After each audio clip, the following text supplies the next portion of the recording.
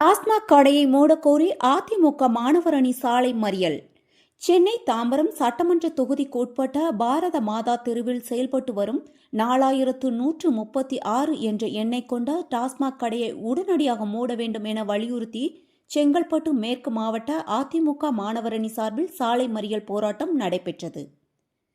கல்வி நிறுவனங்கள், குடியிருப்பு பகுதிகள் மற்றும் பொதுமக்கள் அதிகம் வசிக்கும் இடத்தில் டாஸ்மாக் கடை செயல்படுவது சமூக சீர்கேடுகளை உருவாக்குவதாகவும், மாணவ மாணவிகளின் எதிர்காலம் பாதிக்கப்படுவதாகவும், பெண்கள் மற்றும் முதியவர்கள் அச்சத்துடன் வாழ வேண்டிய நிலை ஏற்பட்டுள்ளதாகவும் பொதுமக்கள் குற்றம் சாட்டினர்.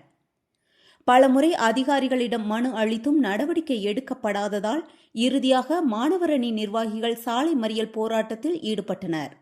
செய்தியாளர் ரமேஷ்.